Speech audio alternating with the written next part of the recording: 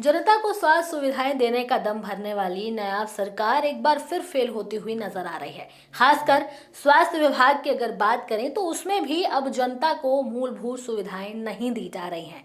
जरा सोचिए कि अगर घर बैठे मिलने वाली जरूरी स्वास्थ्य सेवाएं अचानक बंद हो जाएं, टीकाकरण का रिकॉर्ड अपडेट ना हो, आयुष्मान भारत का कार्ड ना बने, एनीमिया या एनसीडी जैसी बीमारियों की निगरानी रुक जाए और हर छोटी बात के लिए अस्पताल के चक्कर लगाने पड़े तो जनता पर क्या बीतेगी।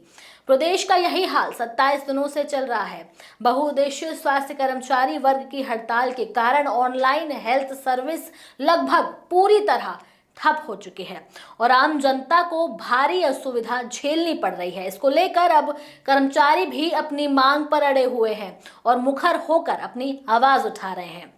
आखिर कर्मचारियों की क्या मांग है, कैसे ये ऑनलाइन हेल्थ सर्विस ठप हो गई, सब विस्तार से समझाएंगे अपनी इस रिपोर्ट में। सबसे पहले तो ये जानते हैं कि यह हड़ताल कब शुरू हुई है। दरअसल ये हड़ताल 25 अक्टूबर को शुरू हुई थी। इस हड़ताल के तहत एमपीएचडब्ल्यू कर्मचारियों ने अपनी कुछ प्रमुख मांगों की सूची तैयार की है, जिन पर वो सरकार से त्वरित कार्रवाई चाहते हैं। इनमें ऑनलाइन कार्यक्रमों की जवाबदेही तय करना, पर्याप्त मानव और तकनीकी संसाधन उपलब्ध कराना, एमपीएचडब्ल्यू परिणाम में सुधार, पदोन्नति और प्रमोशन स्केल, सीनियरिटी लिस्ट जारी करना, ड्रेस और ट्रैवल अलाउंस, रिटायरमेंट बेनिफिट जैसी और भी कई मांगे शामिल हैं। कर्मचारियों का कहना है कि ये आंदोलन राजनीतिक नहीं बल्कि अधिकारों की लड़ाई है। उनका कहना है कि लगातार बढ़ते डिजिटल कारोबार के बावजूद संसाधन और सहयोग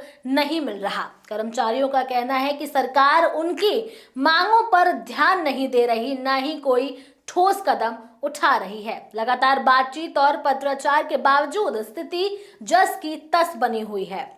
अब इसी नाराजगी को देखते हुए एसोसिएशन ने विरोध और तेज करने का फैसला किया है। बुधवार को प्रदेश भर में सभी एमपीएचडब्ल्यू कर्मचारियों ने काली पट्टी बांधकर टीकाकरण का काम शुरू किया। उन्होंने चेतावनी दी है कि जनवरी तक हर बुधवार यही विरोध जारी रहेगा जब तक कि उनकी मांगे संतोषजनक रूप से पूरी नहीं की जाती। इस हड़ताल के दौरान सबसे बड़ा असर ऑनलाइन पोर्टलों पर पड़ा है। एमपीएचडब्ल्यू कर्मचारियों ने 11 प्रमुख पोर्टल का बहिष्कार किया है, जिनमें अनमोल, एनसीडी, डिजीज सर्विलेंस पोर्टल, निरोगी हरियाणा, आयुष्मान भारत, एनीमिया मुक्त भारत शामिल है। इन पोर्टलों के बंद होने का सीधा नुकसान जनता को हो रहा है। सामान्य तौर पर घर बैठे मिलने वाली कई सुविधाएं जैसे स्वास्थ्य जानकारी, टीकाकरण अपडेट, बीमारी सर्वेक्षण और आयुष्मान कार्ड से जुड़ी सेवाएं पूरी तरह रुक गई हैं। गांवों और छोटे कस्बों में रहने वाले लोगों पर इसका असर और भी ज्यादा दिख रहा है। कई मरीजों को कहा जा रहा है कि उनके रिकॉर्ड पोर्टल पर उपलब्ध नहीं है, इसलिए उन्हें लाइन में लगकर मैनुअल प्रक्रिया से काम करवाना होगा। इस समस्या को लेकर एसोसिएशन के प्रदेश अध्यक्ष शर्मिला, महासचिव सहदेव आर्य और उपाध्यक्ष सुदेश रानी का कहना है कि सरकार सिर्फ आश्वासन दे रही है, लेकिन जमीनी स्तर पर कुछ भी नहीं बदल रहा। उन्होंने बताया कि कई बार मांगों को लेकर पत्र और ज्ञापन दिए गए, लेकिन आज तक किसी भी बिंदु पर ठोस कार्रवाई नहीं की गई।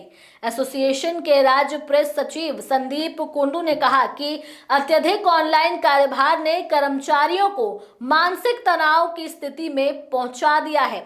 उनके अनुसार हर दिन दर्जनों पोर्टल अपडेट करना, फील्ड वर्क करना और रिपोर्टिंग के दबाव में काम करना बेहद मुश्किल हो गया है। संसाधन नहीं, स्टाफ की कमी और ऊपर से लगातार डिजिटल बोझ बढ़ता जा रहा है। इस हड़ताल का सबसे बड़ा खामियाजा मरीजों और ग्रामीण जनता को भुगतना पड़ रहा है। कई जगह टीकाकरण की एंट्री न होने से बच्चों के रिकॉर्ड अधूरे रह गए हैं। आयुष्मान भारत योजना के लाभार्थियों को कार्ड अपडेट न होने के कारण परेशानी हो रही है। महिलाओं से जुड़े स्वास्थ्य कार्यक्रम जैसे सुरक्षित नारी, सुरक्षित परिवार और एनीमिया मुक्त भारत भी प्रभावित हुए हैं। इसके साथ ही अस्पतालों में भीड़ बढ़ गई है, क्योंकि जो काम पहले मोबाइल से या पोर्टल पर हो जाता था, अब उसके लिए काउंटर पर लाइन लगानी पड़ रही है। सरकारी स्तर पर अभी तक कोई ठोस समाधान नहीं निकल पाया है।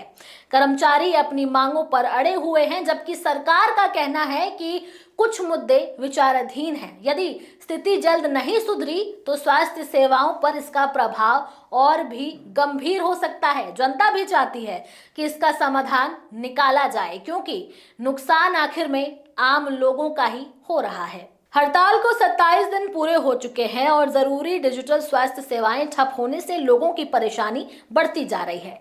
कर्मचारियों की मांगे वाजिब हो या ना हो, यह अलग मुद्दा है, लेकिन स्वास्थ्य सेवाओं का बाधित होना सीधे तौर पर हरियाणा की जनता को प्रभावित कर रहा है।